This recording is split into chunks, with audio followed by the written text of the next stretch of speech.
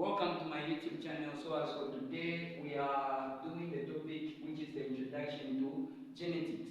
So it is very crucial for us to understand this very important topic which is genetics. So many of you have a question on what genetics is. So genetics is simply the field of biology that deals with a system of inheritance. So as you know, for an organism to survive for a long time, it needs to pass down its genetic information from one generation to the other. This is where genetics comes into play. So we are simply talking about the field of biology which deals with the inheritance. Now for those of you who do not know what inheritance is simply a genetic term that is used to describe the passing down of genetic information from the parents to the offspring. So upon looking at what genetics is, there are terms which are used in genetics. The first term that we are going to be looking at is what we call a gene. So what is a gene? So a gene is a small portion of a DNA that controls a characteristic. For example, we might have these. So the example that we have the example which we are calling height. So for the height, for it to be a characteristic, height involves two things. There is tallness as well as shortness. So these two together form what we call height. So that is what a gene is. It controls a trait. For example, height. Now, upon looking at what a gene is, we now need to understand what an allele is. What is the difference between the two? So the main difference between a gene and an allele is that an allele is an alternative form of a gene controlling a specific characteristic. For example, we have said to say a gene might be height. Now, height has got two alternatives, which is tall or short. So the allele will either be tall or short, never both. But a gene will be in general, which is height. So the main difference is that. So upon looking at that, since we have looked at the two alternatives, which is an allele, we must now define what a phenotype is. So a phenotype is described as the outward expression of the gene or an allele. So an outward expression of the gene is what we call the phenotype.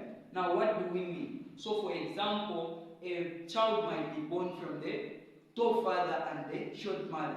Now if the child is born to be tall, then that is the phenotype. The phenotype will be described as tall. But the thing is that the child, since the mother was short while the father was tall, the child will have two alleles, but that which is expressed is what we call the phenotype, which is the outward expression of the gene. Now, upon looking at what a phenotype is, we must now define what a genotype is. So the genotype will now show you the alleles that are involved. Just as I said, for that child, the child will have the allele for tallness as well as for shortness. So the genotype itself will show two characteristics. Now the outward expression of the gene is what we call the phenotype. So that's the main difference. Now a gene will have other characteristics, such as a gene will be described to be dominant. So now, dominant. So dominant refers to the characteristic of the gene to be expressed or mask the other. So like for example, if we have these two books, imagine these two books represents genes. So the gene that is expressed is what we call dominant. For example, here we have two books. If I do this characteristic, it has masked the small book. We are going to say this bigger book is dominant since it has masked the other gene, as you can see. So this characteristic is what we call dominant. Now, the other thing that we might talk about is what recessive is. What is meant by the term recessive? So recessive is the characteristic of the gene that shows that the gene is masked or not expressed. So the ability of this gene to not be expressed is what we call recessive. As you can see, it has not been seen. So this characteristic is what we call recessive. The fact is that the gene is there, but it is not showing in what we call the phenotype, which is the outward expression of the gene. Now, there happens to be certain circumstances in which two genes might be expressed at the same time. Now, these genes exhibit what we call the co-dominance.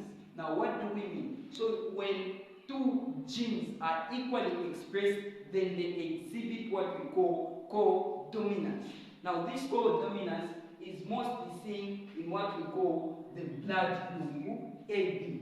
So when let's say the father has got blood group A, then the mother has got blood group B.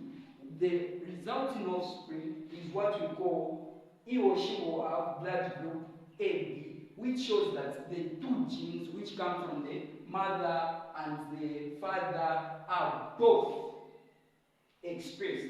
So they are able to coexist under what we call co-dominance. So thank you very much for watching my video, and I hope you will subscribe and like my video if you like it. Thank you very much.